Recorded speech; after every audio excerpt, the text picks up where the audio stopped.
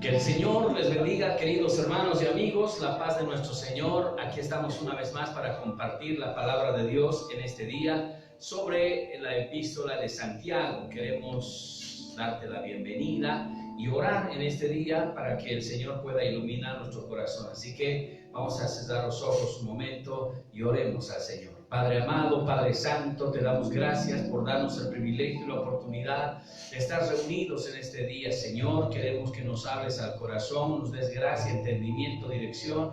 La palabra corra, Señor, y sea glorificada, como siempre, Padre amado. Tú puedas, Señor amado, bendecirnos en este nuevo día. En el nombre de Jesús te lo pedimos. Amén y amén, Señor. Amén. Bien, vamos a ir al libro de Santiago 1, verso 9 al 11, y leemos y dice así: El hermano que es de humilde condición, gloríese en su exaltación, pero el que es rico en su humillación, porque él pasará como la flor de la hierba, porque cuando sale el sol con calor abrasador, la hierba se seca, su flor se cae y permanece su hermosura, apariencia, así también se marchitará el rico en todas sus empresas.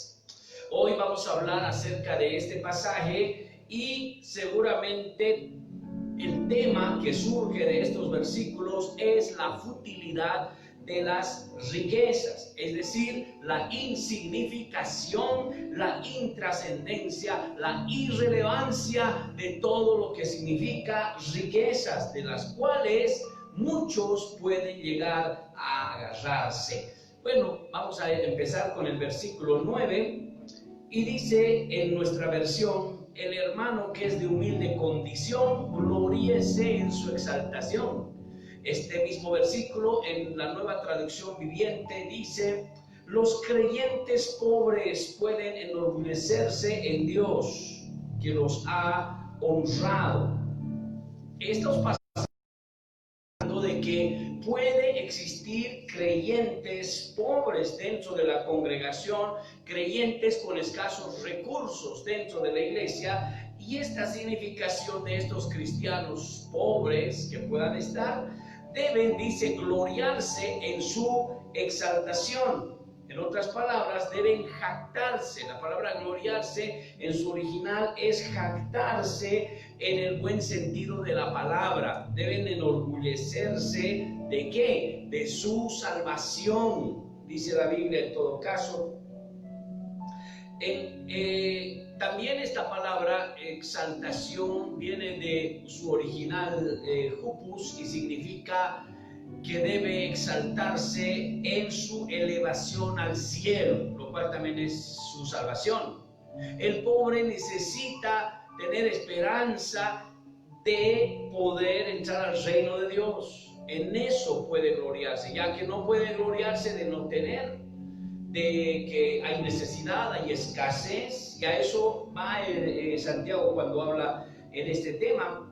Ahora quiero decirles que el pobre, queridos hermanos, material que es cristiano, puede sentirse algo triste, porque seguramente puede ver que no tiene, puede ver que solo vive del día, que tal vez no le ha ido bien en un trabajo, posiblemente ha quebrado o le haya pasado algo y se sienta triste por eso. Y de hecho no necesariamente tiene que ponerse triste, porque su corazón tiene que estar, dice la Biblia, puesto en su salvación, en Dios. Porque la Biblia también dice: donde está tu tesoro, allí estará tu corazón. Mateo 6:21. ¿Dónde está el corazón del pobre? ¿Dónde debería estar el corazón del pobre? En su exaltación, en su salvación, no en lo material como normalmente se cree. El hermano cristiano que tiene escasos recursos en la iglesia, en su mayoría, muchas veces es más accesible a sentir la presencia de Dios. El que tiene poco muchas veces es más sensible a la voz de Dios. Es más, hay muchas personas incrédulas que no tienen al Señor, pero que también son sensibles a la voz de Dios y escuchan mejor el Evangelio. Son tierras listas para cosechar, sus corazones están ya dispuestos.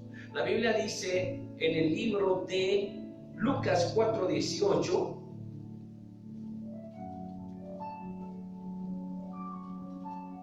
el Espíritu del Señor está sobre mí, dijo Jesús, por cuanto me ha ungido para dar buenas nuevas, dice, a los pobres. Me ha enviado a sanar a los quebrantados de corazón, a pregonar libertad a los cautivos, vista a los ciegos y a poner libertad a los oprimidos. Noten que el Evangelio, dice el Señor, le ha sido enviado a los pobres. Los pobres. Jesús estaba dirigiendo su atención en los pobres. ¿Y por qué los pobres? Les dije porque ellos tienen normalmente mayor receptividad, mayor necesidad, o sea que es fácil que el Evangelio pueda ser aceptado por ellos. No, que el Evangelio no es para los ricos, porque también Jesús predicó a los ricos. Recuerden que se convirtió Mateo, un publicano. Se convirtió Zaqueo, un hombre muy pudiente, que dijo que la mitad de sus bienes daría a los pobres después de convertirse. La Biblia dice que un hombre rico se acercó a Jesús. En otras palabras, el Evangelio no es solo para los pobres. El Evangelio es para los ricos. El Evangelio es para hombres, el Evangelio es para mujeres, el Evangelio es para los de una región, para otra región, sin distinción, no hay acepción de personas. Pero son los pobres los más receptivos, a eso me voy.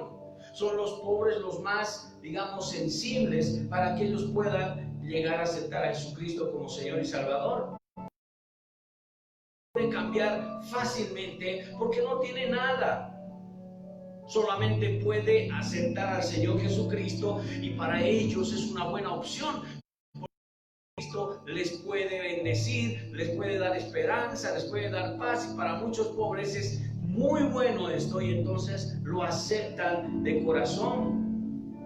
Puede ser también por los beneficios.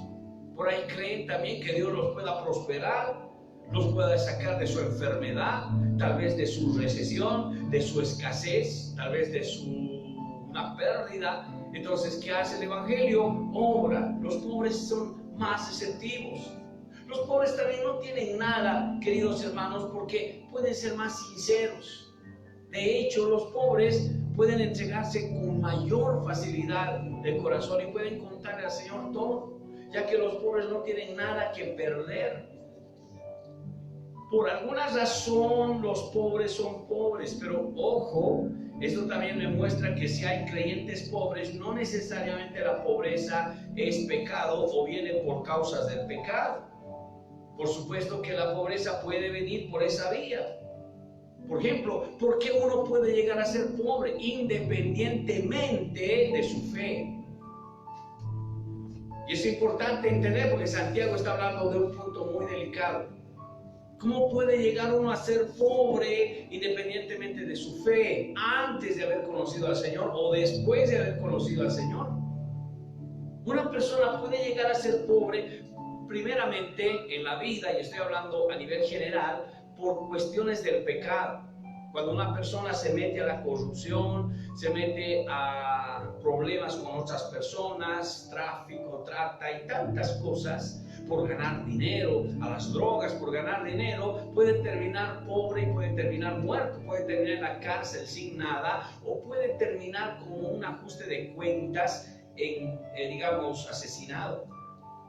Por eso puede venir la pobreza a subir a su familia. Un día puede tener mucho y al siguiente día nada.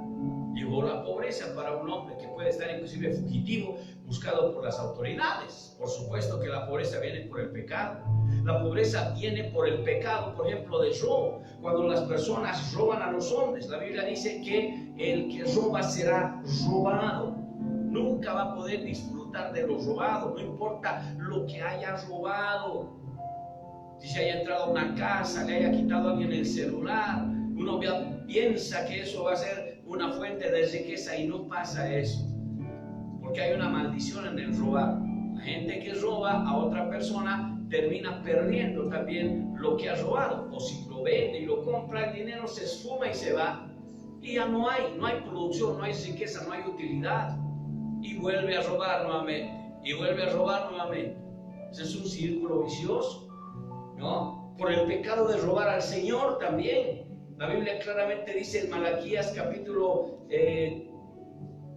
3, versículo 8, dice, Malaquías 3:8 dice, ¿robará el hombre a Dios? Miren, pues vosotros me habéis robado. Dijisteis, ¿en qué te hemos robado? En vuestros diezmos y ofrendas. ¿Se puede también robar al Señor? Y el que roba al Señor no prosperará. ¿Y por qué no va a prosperar? Porque hay un espíritu, hay un demonio que va a traer miseria y pobreza. Dice la Biblia aquí en el versículo, vean ustedes, 11, 10 y 11 dice, traer los diezmos a la alfolía y alimento en mi casa, y probadme ahora en esto, dice Jehová de los ejércitos, y no te abrirás las ventanas de los cielos, derramaré bendición hasta que sobreabunde, y reprenderé también por vosotros al devorador, y no os destruirá el fruto de y vuestra vida estéril, dice Jehová de los ejércitos. ¿Quién es este devorador? Es un espíritu de miseria, es un espíritu de pobreza, es un espíritu que está suelto y que se encarga de, como dice aquí, devorar. La palabra devorar es akal en su original y significa comer, es decir, que este se come las bendiciones. Uno puede tener dinero y se lo come y no hay producción, no hay fruto. Pero gano tanto, pero gano mucho, pero ¿por qué no hay prosperidad? Siento que no hay, siento que estoy estancado, tengo lo mismo, gano y se va, gano y se va. La Biblia dice que hay un devorador y está empobreciendo a esa vida porque se está comiendo sus bendiciones. A eso dice Dios, la palabra, traigan el diezmo y la ofrenda a la alfolía y yo reprenderé al devorador. El Señor, sin necesidad de que nosotros lo echemos fuera, el Señor se encarga de reprenderlo. Él lo dijo. Por eso dice Jehová de los. Y ese devorador es el que no va a permitir con el tiempo prosperar, y uno va a terminar con los años diciendo, ¿por qué no pude prosperar? Oh, yo he visto que tal persona ya tiene cosas y tiene lo otro, ¿y qué pasó conmigo? El problema es que no estaba la bendición económica porque no había ese principio. Se puede llegar a la pobreza robando al Señor. Se puede llegar a la pobreza por la mala administración, por la ignorancia, por ejemplo. Cuando una persona, hermanos, por ejemplo, no controla sus ingresos y egresos, su entrada, sus salidas, no sabe cuánto entra, cuánto sale, de hecho va a tener pobreza. Porque no es nomás que se ingrese dinero a la casa o a la familia, hay que controlarlo. Entonces, una buena gestión administrativa. Uno tiene que decir, está entrando tanto y tanto debe salir. Esto para esto, para esto, para esto, para esto. Y debo respetar todo eso. Y de paso tengo una prestación, un ahorro, algo que esto va a ir directamente a una cuenta. Y vamos a ser muy disciplinados con eso, y uno termina anotando todos sus egresos o sus salidas. Cuando una persona se acostumbra a esa manera de administrar, les aseguro que también puede llegar a salir adelante. Pero cuando uno no hace eso, puede llegar a la pobreza, al déficit, y el déficit trae digamos, préstamo. ¿Por qué puede llegar uno a la pobreza? La pobreza puede llegar uno por herencia. Muy posiblemente sus padres no estén pudientes, no hayan sido, digamos, fuertes económicamente por alguna razón, no sé si es por pérdida o porque de repente así estuvieron, pero no hay. Entonces, ¿qué pasa con los hijos? No tienen patrimonio, tienen que levantarse solos. Muchos padres que les han dado prácticamente un patrimonio cultural a sus hijos, les han dicho estudiar, pero no les han dado un gran patrimonio para que puedan, digamos, tener sostenibilidad. Ellos tienen que buscarse la vida y trabajar o comer de lo que trabajan. Entonces también es pobreza, porque no tuvieron esa bendición. Pero recuerden que la palabra dice que el que teme al Señor dejará herencia para sus hijos, dice, al final de sus días. Uno tiene que tener esa confianza, pero eso puede llegar a la pobreza. no es pecado, pero puede llegar la pobreza. ¿Por qué puede llegar la pobreza? También puede llegar por la enfermedad. De repente aparece una enfermedad y puede ser muy costosa y termina perdiendo todo, vende todo. Yo he escuchado de personas que por salvarse su vida tienen que vender sus terrenos, han vendido todas sus cosas, se han quedado en la nada. ¿Por qué? Enfermarse es caro. Uno puede llegar a la pobreza. Miren, de distintas formas puede llegar uno a la pobreza, no necesariamente por pecado. Por eso dentro de la iglesia puede haber creyentes con escasos recursos que se están levantando, pueden ser jóvenes emprendedores que están comenzando a dar un paso a la vez. Pero bueno, no importa esos detalles. Lo más importante es que el que está en Cristo, en el Señor, con escasos recursos que no sean por pecado, esas personas pueden estar contentas, felices, orgullosas de su salvación. Y Santiago dice, ahí pongan la mira, no en lo material, se van a desanimar. Pongan su mira en su salvación. El libro de Jeremías capítulo 24, o 9, 24, dice así. Jeremías capítulo 9, versículo 24. Mas alabes en esto el que se hubiere de alabar, en entenderme, conocerme, porque yo soy Jehová, que hago misericordia, juicio y justicia en la tierra, porque de estas cosas quiero, dice el Señor. Si en algo te vas a alabar, si en algo te vas a enorgullecer, si de algo te vas a levantar, que sea en conocer al Señor, en entenderle, en entender que Él es misericordioso y tiene juicio y justicia en la tierra. Entonces Santiago dice, el hermano de humilde condición, gloríese en su exaltación, en Cristo Jesús, en su salvación. Los ojos del pobre tienen que estar en su salvación y alegrarse por eso, gozarse por eso. Su corazón no debe estar en los bienes de la tierra, deben estar puestos los ojos en Jesús, que es el autor y consumador de la obra en Cristo. ¿Por qué es importante todo eso? Porque es suficiente para ser feliz. ¿Sabía que en la vida, en realidad, lo único que se quiere es ser felices? Pero las personas son infelices cuando ponen sus ojos en la tierra, cuando ponen sus ojos en los bienes, cuando ponen sus ojos en los demás. Ahí comienza la infelicidad de las personas. Porque surge la envidia, surge el deseo de tener, surge la competencia y uno piensa que se está quedando atrás, y en ese pensamiento uno se entristece, se estresa, se pone mal, y si no logra sus objetivos puede inclusive suicidarse porque se siente incómodo. Pero la Biblia dice, no, tranquilos, los que sean cristianos pobres pongan sus ojos en Cristo Jesús. Ahora, vamos a ir otra vez a Santiago, capítulo 1. Estamos en el versículo 9. Dice, el hermano que es de humilde condición, gloríese en su exaltación. Pero el que es rico, en su humillación, porque él pasará como flor de la hierba. El versículo 10 dice que también hay hermanos cristianos ricos. Miren, en la iglesia puede existir hermanos cristianos ricos, pero a estos ricos, Santiago les dice, ustedes gloríense, exáltense, o digamos, alégrense por exaltar aquellas cualidades de humildad, de bondad y de amor, que es el fruto. Esto quiere decir que los cristianos ricos que hay dentro de la congregación tienen que dejar lo material, porque eso ya lo tienen.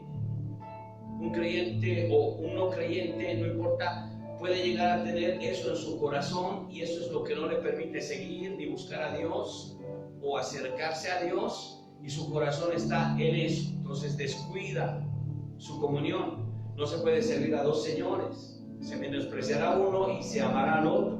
No se puede servir a Dios y a las riquezas. Entonces Santiago dice, el creyente rico ya está ahí su dinero, ya está sus riquezas, entonces esfuércense en cultivar otra riqueza que sería espiritual, llamada humildad. Busque la humildad, porque la humildad en el rico es el clímax. Cuando el rico es humilde, realmente es lo mejor. Normalmente los ricos son orgullosos, porque el rico está atenido a lo que uno ha logrado. El rico está seguro con lo que tiene y muy difícilmente va a buscar al Señor. La persona rica está envanecida. Por eso a veces le cuesta convertirse al Señor. Una vez un joven rico se acercó a Jesucristo y le dijo, Señor, te seguiré. Y el Señor le dice, pues vende todo lo que tienes y sígueme. Y dice que el rico se fue triste porque tenía muchos bienes. No pudo hacer eso. No quiere decir que el rico tiene que cambiar todo y vender todo para seguir a Jesús, no. Esa palabra fue específicamente para este joven rico, porque este joven rico estaba diciendo, Señor, ¿qué haré para entrar al reino de los cielos? Y el Señor le dice, pues guarda los mandamientos. Y ahí comete el error el joven rico, es decir, todos los mandamientos lo he cumplido. Y era falso, porque no estaba cumpliendo uno de ellos, y es el primer mandamiento, no tendrás dioses ajenos delante de mí. Entonces le dice el Señor, por eso vende de tu corazón la riqueza para el que es un Dios. La riqueza te gobierna, te domina. Si tú sacas eso, entonces puedes tener libre el camino para alabar a Dios, para adorar a Dios. Será su problema de él. Y el joven, como estaba atenido a sus riquezas, no pudo sacar eso de su corazón, porque tenía muchos bienes. Y entonces se fue triste. ¿Qué pasa con los ricos cristianos? Para ser realmente salvos, ellos pueden venir a la iglesia, pero no quiere decir que van a ser salvos. Porque para ser salvos tienen que sacar el obstáculo y acercarse a Jesús. Por eso hay la palabra para ellos también. Ahora, uno puede ser rico en Cristo y venir a los pies del Señor con toda su riqueza. Entonces tendría que enfocarse ahora no en las riquezas, sino en Cristo y cultivar la humildad. Pero puede ser también que uno se haga cristiano y en Cristo comience a tener riquezas. Puede ser. Y de repente seguramente era fiel al Señor, Dios lo bendijo. Y como dice la Biblia, para ser cristiano bendecido tiene que tener cualidades. ¿Cuáles son esas cualidades? 1 Timoteo capítulo 6. Dice el versículo 17, a los ricos de este siglo manda, miren ustedes las cosas que están aquí, que no sean altivos, ni pongan la esperanza en las riquezas, las cuales son inciertas, sino en el Dios vivo, que nos da todas las cosas en abundancia para que las disfrutemos, que hagan bien, que sean ricos de buenas obras, dadivosos, generosos, atesorando para sí el buen fundamento para lo porvenir, en mano de la vida eterna. Y esta es la palabra para los ricos. Cuando Santiago dice que a los ricos deben gloriarse en su humillación, buscar la humildad como la capacidad, el fruto que deben cultivar. Ya el dinero pasa al segundo plano y ahora tiene que venir otra cosa más importante. Lo primero que les dicen a los ricos cristianos y también a los que no lo son y quieren convertirse, en primer lugar, dejen la altivez. Manda a los ricos, ¿no? Manda a los ricos que no sean altivos. En otras palabras, Timoteo podía predicar a los hermanos ricos, decirles, hermanos ricos, ustedes no sean altivos. Y los hermanos ricos tendrían que decir amén, porque ese es el obstáculo que no nos deja ver a Jesucristo. Y la altivez viene justamente de la seguridad propia, de los bienes que uno tiene, de levantar la cabeza sobre todos, esperar pleitesía de los demás. Eso provoca las riquezas. Las riquezas corrompen cuando uno se deja corromper y comienza a aceptar todo lo que puede llegar a ser beneficios. Inclusive la misma gente te trata mejor porque de repente ya uno es rico y viene por ahí alguien que desea algo y comienza a dar pleitesía y se le abre una puerta y alguien viene y le dice algo y alguien quiere hacer negocios. Ese es el camino del rico. Y eso no es malo, porque el dinero no es malo. Lo malo es el dinero. Cuando uno se deja embaucar, cuando uno se deja seducir. Como alguien dijo, el dinero es un buen esclavo, pero es un mal amo, porque cuando nos controla, nos termina desviando de la fe. El libro de Timoteo dice que eso traspasa a las personas en su fe. Y es por eso que el rico tiene que tener cuidado, no ser altivo. En segundo lugar, no poner la esperanza, dice, en el dinero o en las riquezas, porque ya el cristiano tiene que tener su esperanza en Dios, ya no en las riquezas, porque las riquezas eran su seguridad, las riquezas eran su descanso. Decía, he ganado 1 millón más, he ganado 5 millones más. Oh, soy el número 13 en la lista de los millonarios del mundo, pero tengo que llegar a ser el número 10 y luego el 5 y luego el 1. Haré muchas cosas, invertiré, me meteré a varios negocios, no importa si son negros, unos negocios turbios, pero haré algo para ganar mucho más. Miren que, como dijimos, ¿verdad? Ya es pecado la corrupción, el narcotráfico y todo lo que puedan ser malos negocios. Por eso el rico puede terminar perdiendo. Pero hay ricos que por alguna razón dan coimas y incrementan su riqueza. Bueno, pero esos ricos son altivos, esos ricos ponen su esperanza en el dinero y no en Dios. El rico tiene que entender una cosa importante. Como dice el versículo 17 en la segunda parte, las cuales son inciertas. Si no, deben poner su esperanza en el Dios vivo, que nos da todas las cosas en abundancia para que las disfrutemos. ¿Cuál es entonces la verdadera riqueza? ¿Sabía que la verdadera riqueza no es tener mucho dinero en el banco?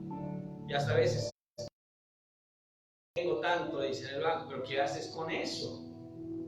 Bueno, el banco lo está trabajando y me da interés.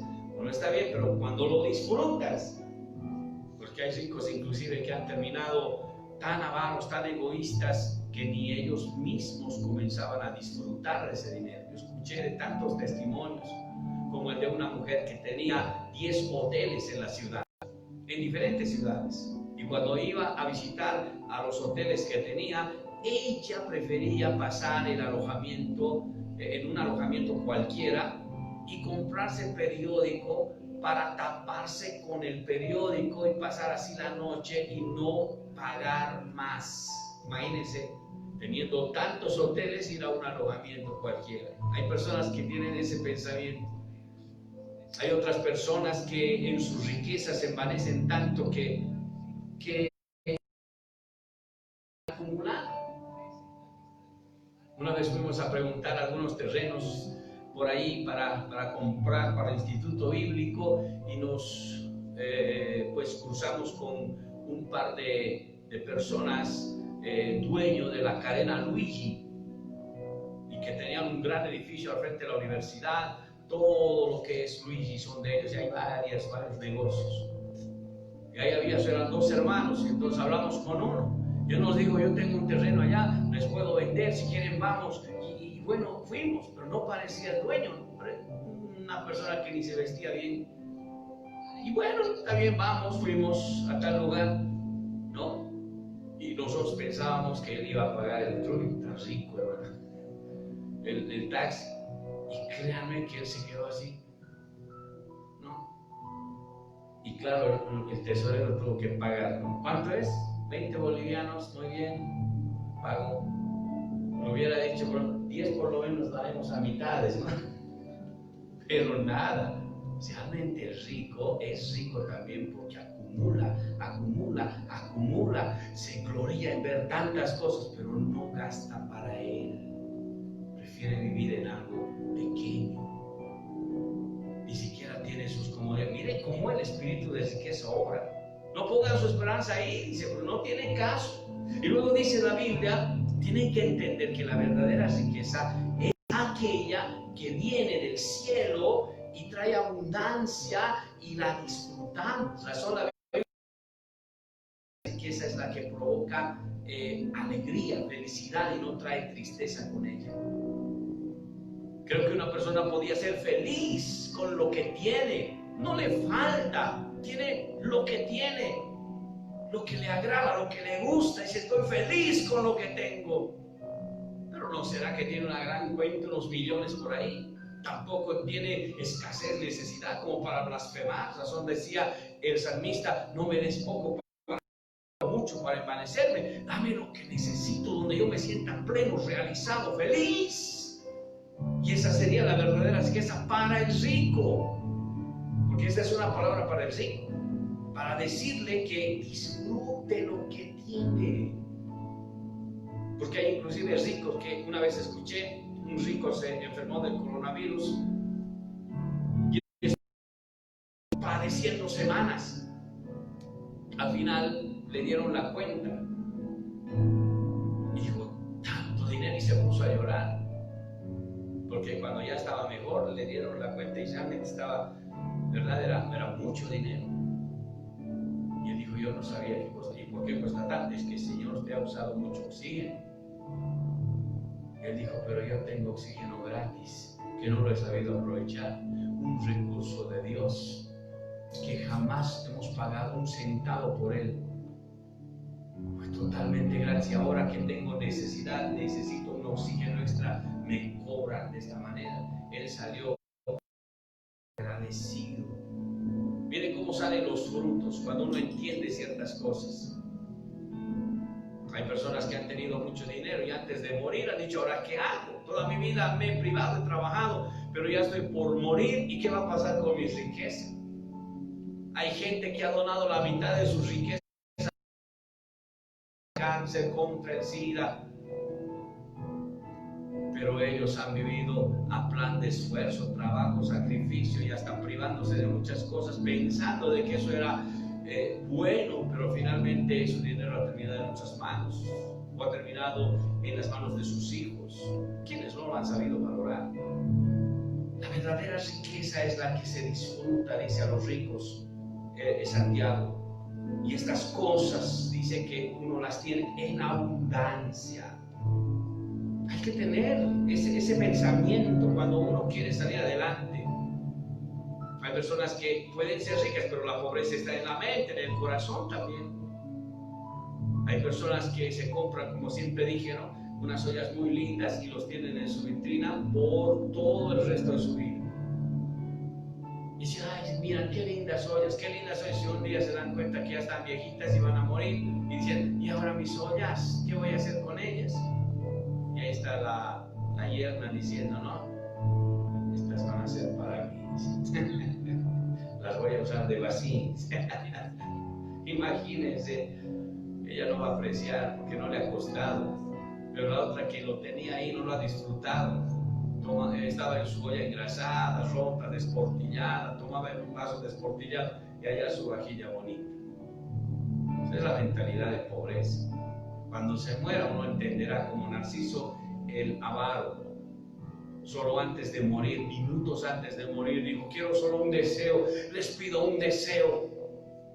Traigan toda mi riqueza, mis joyas a este cuarto. Llenaron el cuarto de sus joyas, sus riquezas, sus tesoros. ¿Y sabe cómo murió Narciso? Diciendo, ¿y todo esto para quién será? Dijo. Murió con su puño cerrado. Se aprovecharon de sus riquezas. Esto es lo fútil de las riquezas. Cuando Santiago aborda el tema de la pobreza y de la riqueza, está hablando desde la perspectiva espiritual. Eso no es determinante en la vida, pero lo determinante son los valores que mueven estas cosas. Porque hay pobres que pueden sentirse frustrados por su pobreza y hay ricos que pueden sentirse envanecidos y altivos por su riqueza. Sin embargo, la Biblia dice, no, pobre, gózate en tu salvación. Rico, no seas altivo, no pongas tu esperanza en ellos. Al contrario, disfruta lo que Dios te ha dado, porque las riquezas, dice, vienen de Dios. Esas que vienen de Dios son las que se disfrutan, hermanos. El rico, ¿qué debe hacer? Verso 18, que tengan bien, que hagan bien, que sean ricos en buenas obras, dadivosos y generosos, dice. Eso tiene que entender el rico. Cuando tiene dinero para gastar como sea, donde sea, lo que tiene que hacer, hermanos, es hacer obras buenas. Que sean ellos identificados como los que realmente hacen. No, si tienen tanto dinero, ¿por qué no lo invierten para poder hacer lo bueno para los demás? ¿Sabían que eso es lo que trae también felicidad? Cuando uno hace algo por el otro, le sienta bien. Una vez un hombre dijo, en este caso era el doctor Dobson, escritor de muchos libros, que dijo, me sentí muy feliz. Realmente fue el dinero más bueno que yo pude gastar en toda esta temporada. ¿Y qué es lo que había hecho? Simplemente estaba haciendo cola para poder pagar las cosas que había tenido del supermercado, y estaba larga la cola, y de repente había una señora anciana que no tenía dinero y no le alcanzaba, solo la mitad. Y entonces la cajera la trató mal y le dijo, usted debería saber, debería prepararse, cómo se viene, me hace perder tiempo, mire la cola, y ahora qué voy a hacer con este producto. Deberíamos llevar, ya déjalo allí, después lo llevamos, ¿no? Y se puso mal, y la anciana se puso triste. Y cuando observó eso, él dijo, señora, yo pagaré la mitad de lo que ella debe. Por favor, cárguemelo a mi cuenta tampoco. Entonces la cajera se sorprendió, la anciana agradeció, se fue, pero después salió con una enseñanza. Dice, mejor dinero que gasté. Me siento feliz, salí contento. Me di cuenta que no había hecho esto mucho tiempo, que estaba siempre concentrado en mis cosas. Y dio una lección en esa parte de su libro. De algún modo, hermanos, dar siempre va a ser lo mejor. Si uno tiene mucho, ¿por qué no puede dar? Y no acumular solamente. El hijo tiene que entender que debe ser generoso, debe ser dadivoso, debe aprender. ¿Y qué es generoso y dadivoso? Abrir la mano, no tener cerrada la mano. Cuando uno abre la mano, está también dispuesto a recibir. ¿Sabían eso? Por eso cuando damos al Señor, abrimos la mano, y Proverbios 11 dice, te voy a dar, pero si tienes el puño cerrado no puedo darte, dice. Eso dice Proverbios. Hay que ser generosos, dadivosos. Si usted encuentra a alguien en la calle, por favor, cómprele, ¿no? Decía un meme en uno de esos. Porque esta gente está viviendo de esa venta en este tiempo. Si quiere, cómprele. Y si puede hacer algo por alguien, hágalo. Va a volver feliz a su casa, va a estar tranquilo, contento. Dice la Biblia, atesorando para sí buen fundamento. Miren ustedes, ese es el verdadero fundamento para lo porvenir. Estamos hablando de su salvación. Que eche mano de la vida eterna. No quiere decir que se va a salvar por obras, pero el mismo hecho de hacer algo por los demás ya demuestra su genuina fe en Dios. Es importante que el rico entienda que es Dios quien da el poder de hacer las riquezas. Deuteronomio 8, 17, 18 dice así, que es el Señor el que nos da el poder para hacer las riquezas. Y por eso dice, no te olvides de Jehová tu Dios, Él te da el poder de hacer las riquezas. ¿Y cómo es eso que Él nos da el poder de hacer las riquezas? Porque ¿quién te da? Yo le dije una vez a un joven, oiga, ¿quién te da pues las facultades? ¿Quién te ha dado las capacidades? ¿Quién te ha dado el talento que tienes? ¿Quién te ha dado las habilidades que tienes? ¿Quién te ha dado la vida? Si tú me dices que eso es mío, propio de mí, entonces no necesitas darle gracias a Dios, no necesitas darle cuenta a Dios, porque son de ti.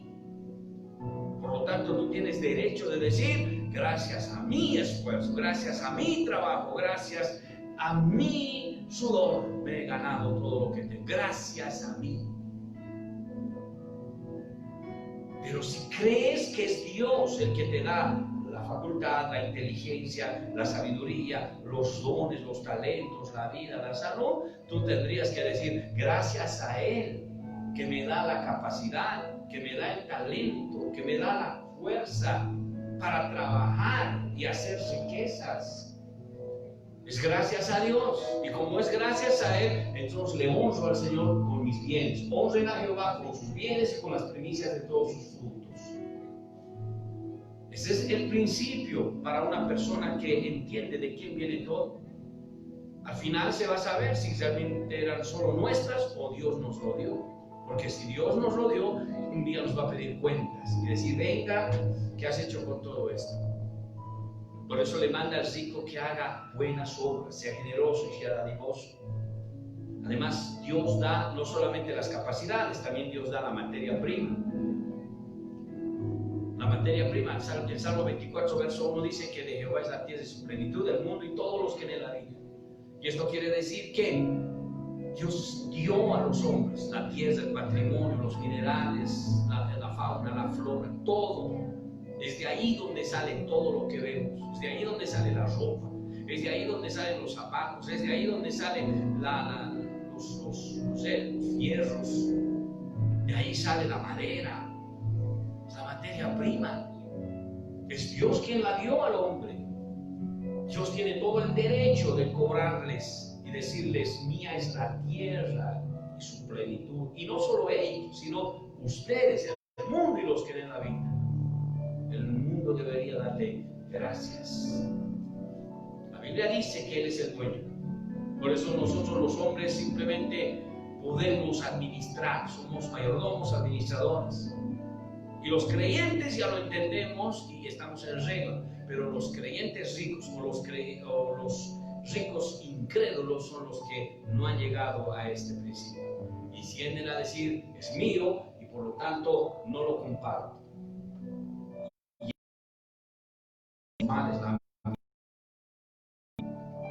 Entonces, eso es lo que está diciendo Santiago. Ricos hagan bienes a todos, comenzando primeramente al Señor y luego a los demás. Quisiera que volvamos a Santiago para terminar. Santiago capítulo 1, versículo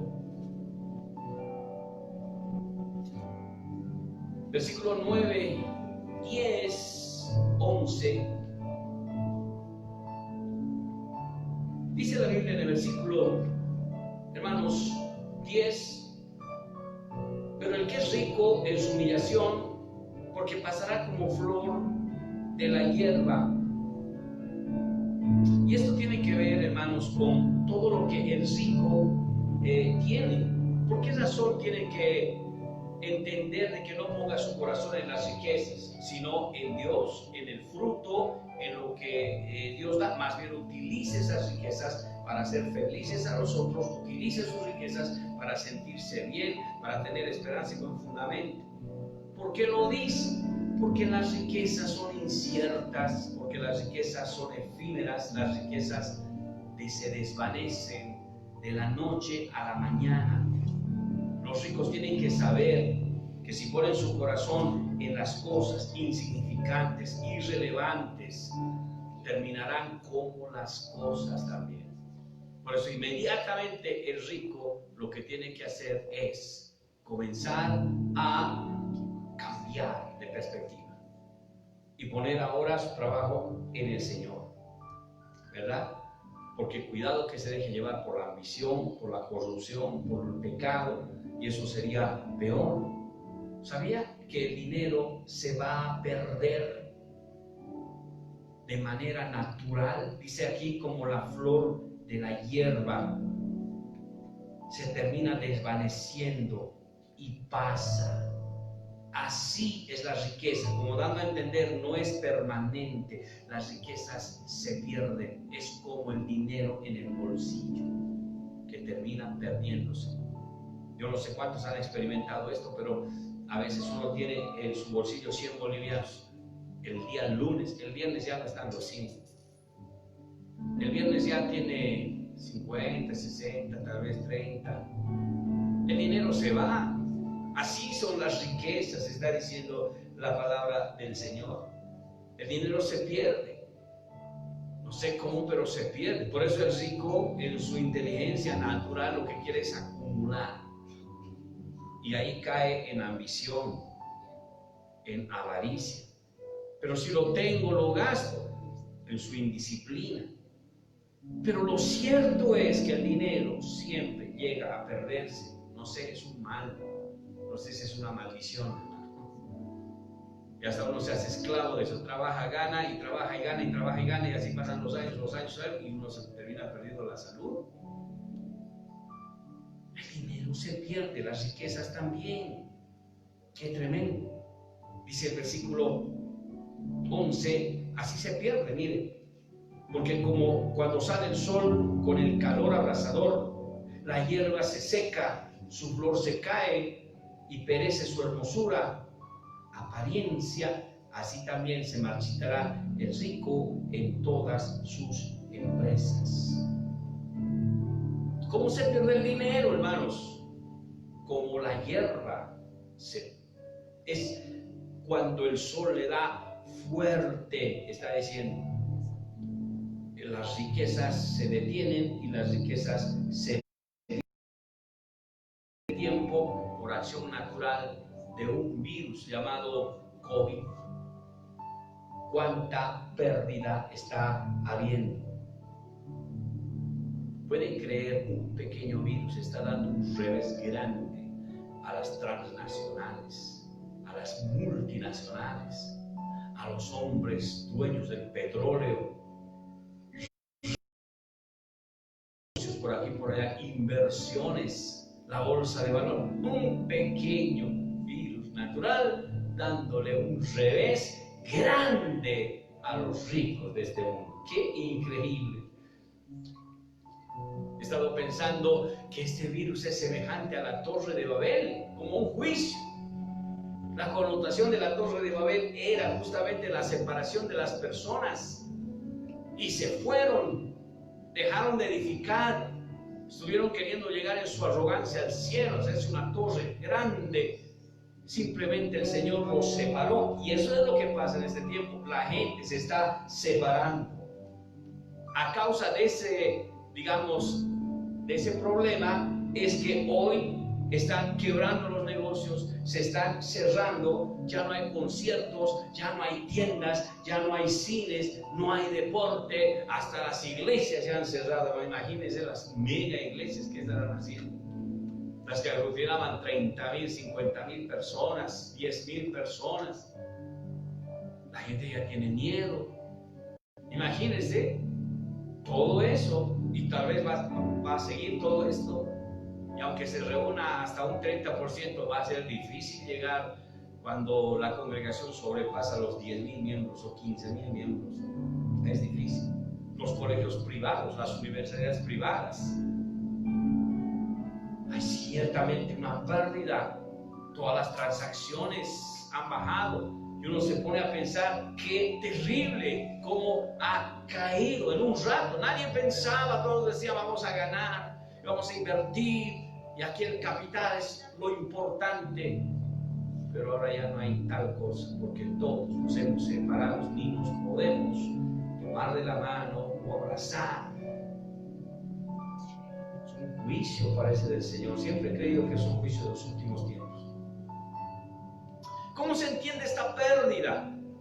Esta pérdida se entiende como un fenómeno natural del sol abrasador que va a quemar la hierba. Es decir, que el sol comienza a intensificarse. ¿Y sabe lo que hace la temperatura? Cuando obra en las plantas, altera su metabolismo. y las plantas entonces requieren mayor agua, mayor minerales, y al no tener esto se secan.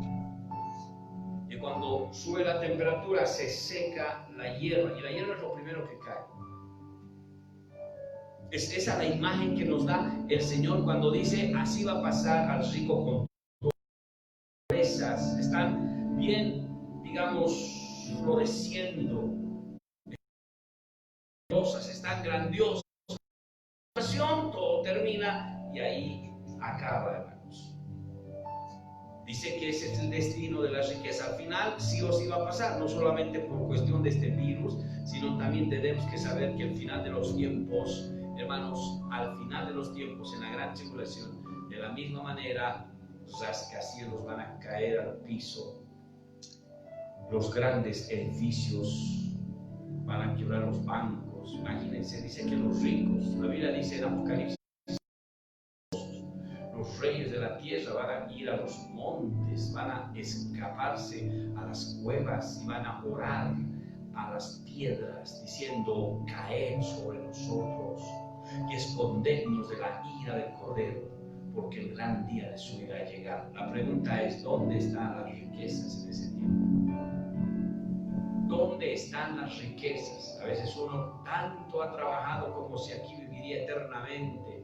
Sin embargo, no saben de que ya el tiempo está cerca. Por eso le dice Santiago al rico: no pongas tu esperanza en la riqueza. La riqueza es algo que va a pasar. Es algo que se va a ir. Lo material se queda. Se destruye, no sé, pero se queda. Y si vamos a llegar a ser salvos, no llevaremos nada de lo material arriba. Y no es un mensaje para que alguno diga: entonces no voy a trabajar. Trabaje honestamente, como si Cristo vendría de aquí a 100 años. Pero prepárese espiritualmente como Cristo vendría esta noche. Trabaje conscientemente. Y si alguien dice: yo quiero ser rico, pastor, ¿es pecado? No es pecado. La riqueza y la pobreza son consecuencias. Puede venir por causa del pecado, pero en realidad no es pecado. El trabajo, el esfuerzo, dice la Biblia: la mano diligente prosperará, la mano diligente enriquecerá, la mano diligente enseñoreará. A perfilarte a ser una persona rica, pero ojo, sé generoso, sé dadivoso, ayuda a los demás, no seas altivo, no pongas tu esperanza en las riquezas. Es el catalizador, así todo va a estar bien. Entonces, finalmente, Santiago nos está llevando a una perspectiva de vida cristiana que administra bien, sea pobreza, sea riqueza, para que nosotros no nos envanezcamos ni blasfememos. Al contrario, vivamos con ideas fundadas en la palabra del Señor y finalmente podamos estar felices, contentos. Aquí el tono de todo, ¿sabe cuál es? Estar contentos y felices. Porque si eres pobre, alégrate en tu salvación. Y si eres rico, alégrate en hacer bien a los demás. Cultiva la humildad. Finalmente, ¿cuál es el mensaje? Sé feliz. Seas pobre, seas rico, sé feliz. No digas cuánto tengo, cuánto tienes, cuánto vales. Sé feliz. Haz lo que Dios dice. Y glorifícale al Señor, porque eres creación de Dios. Aleluya. Vamos a orar por este pasaje. Vamos a continuar luego en el siguiente estudio bíblico. Vamos a ponernos de pie, orar al Señor por esta palabra, estos versículos que nos enseñan, queridos hermanos, administrar bien, sea la pobreza, sea la riqueza. Yo no sé si hay muchos que tienen pobreza por alguna razón. Tal vez estamos en un país tercermundista, un país donde no tiene muchas probabilidades por causa de la corrupción de los políticos. Tal vez estamos sumidos a manos de líderes irresponsables en la política. Pero en medio de eso Dios te puede bendecir. En medio de eso Dios te puede levantar. La voluntad de Dios es que seas prosperado en todas las cosas, así como prospera tu alma. La voluntad de Dios, seas generoso, dadivoso. Nunca te escatimes, nunca pienses solo en ti. La voluntad de Dios es que también aprendas a compartir.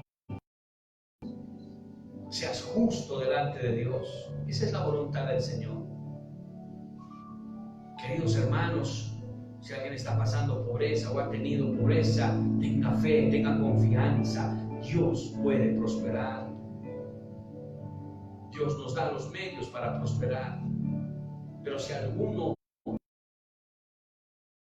riqueza, tiene posibilidades, tiene dinero, puede compartir, puede ser generoso, dadivoso, puede pensar un día, inclusive hay personas que tienen dinero, podrían pensar un día en hacer unos 15, 20 sándwiches, salir a la calle y dar a las personas que sientan en su corazón que tal vez no tienen para comer. Quién sabe, alguien no ha comido ni un bocado. Alguien podía hacer un desayuno en las mañanas de una olla de api con su pan, su mantequilla y salir. Y si no tengo mucho, pero lo que tengo lo doy. Iré por allí a alguien que desea un desayuno. Si es que tienes, si ves a alguien con necesidad, acércate. Si necesita un kilo de azúcar, tal vez un poco de fideo, no sé, podemos hacerlo, hasta 5 bolivianos de pan. Queridos hermanos, eso va a hacer muy bien a tu corazón y también a tu vida. Creo que es importante entender lo que Santiago está queriendo decirnos en esta noche. Y podamos entender y comprender, que hagamos algo, que la gloria sea para el Señor, que la bendición, Dios no solamente va a ver esto con buenos ojos, es más, va a prosperar, porque el que da al pobre a Jehová presta, dice la Biblia. Dios sabe bendecir, seamos inteligentes, trabajemos con Dios, sea fiel al Señor, separe su diezmo, separe su ofrenda, porque la iglesia, la casa de Dios, los pobres, las viudas y los huérfanos son tierras donde se siembra y se cosecha abundantemente. Son tierras de bendición. Dios ha prometido bendecir grandemente a quienes siembran en estas tierras. Que el Señor te bendiga mucho. Espero que administres muy bien todas las cosas que Dios te da para que seas feliz, estés contento, estés bien. Finalmente puedas hacer algo más de lo que ya habías hecho. Gracias, Señor, por la palabra, en el nombre de Jesús. Gracias, mi Dios. Amén, Señor. Y amén, Señor Jesús. Yo, querido hermano y amigo, hemos estado en este lindo estudio de Santiago. Hay muchos temas. Lo que me gusta de Santiago es que existen temas variados. En el primer capítulo estamos viendo como una cosa de 4 o 5 temas que cambian, pero de valor eterno, fundamental, espiritual. Es lindo estudiar Santiago por la diversidad que tiene en los temas que maneja. Así que te invitamos a seguir adelante. Dios te bendiga mucho. Nos vemos el jueves. Paz del Señor. O el martes. Dios les bendiga.